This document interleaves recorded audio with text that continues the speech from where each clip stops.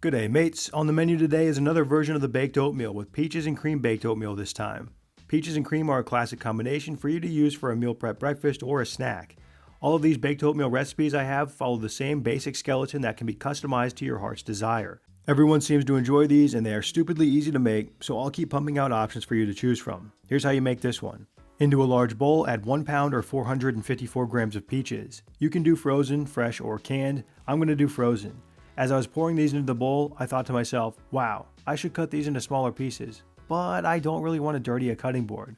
Good thing I have this perfectly good cutting bowl right here in front of me, and don't tell me it's bad for my knife to cut in this bowl. You know what's bad for my existence on this planet? Having to wash a cutting board, because that would make me want to blow my brains out. Frozen peaches tend to be hit or miss for me. Sometimes you can tell they weren't ripe enough when they were picked and frozen, so I like to macerate them for a bit in some sugar first. I'm only using about 5 grams of sugar here and tossing it with the peaches. You can also use Splenda or Stevia if you prefer, and this is an optional step, but I do recommend it if you are going to use the frozen variety. Okay, now we're going to mix together all the dry ingredients. Into a large bowl, add 3 cups or 240 grams of rolled oats, 2 scoops or 60 grams of vanilla whey protein powder, and 1 teaspoon or 4 grams of baking powder.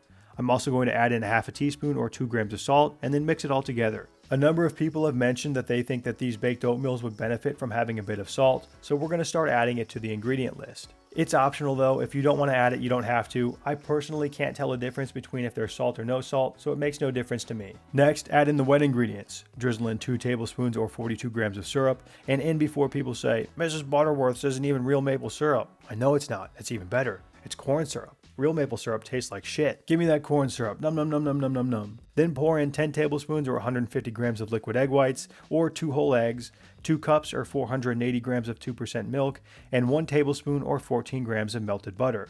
Add in your peaches as well as any juices remaining in the bottom of that bowl, and then stir everything together until it is well incorporated. The next step is to prepare your cream cheese mixture. To a dish, add 4 ounces or 113 grams of cream cheese.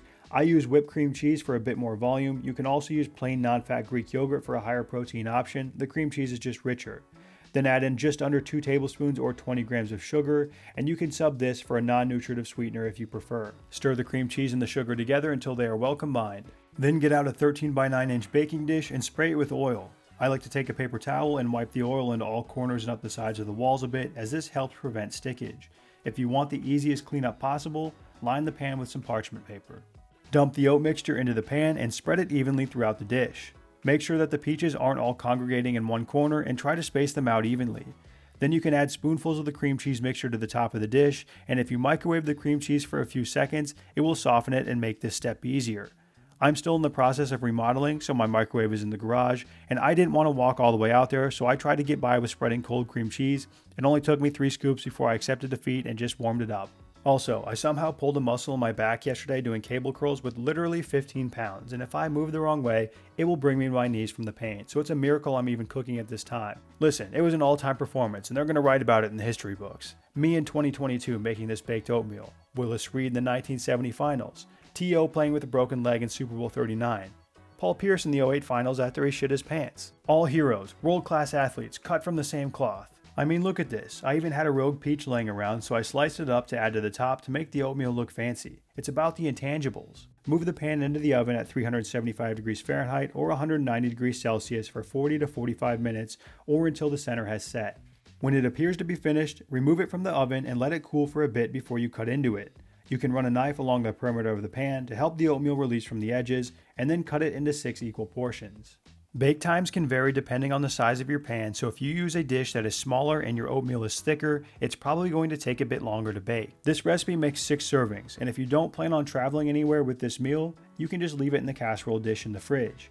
If you wanted to take it to work, or you just want to save some space in your refrigerator, divide it up into 6 meal prep containers, cover it when cooled, and toss them into the fridge. Each piece of this peaches and cream baked oatmeal has about 392 calories with 20 grams of protein when you cut it into 6 servings. The prep time for these baked oatmeals usually only takes 10 or 15 minutes, and it gives you a solid breakfast or snack option to keep in the fridge. If you've never tried meal prepping your breakfast before, give it a go. A meal prepped breakfast could mean that you can sleep in 20 to 30 minutes longer each morning before work, since you don't have to wake up early and make any food.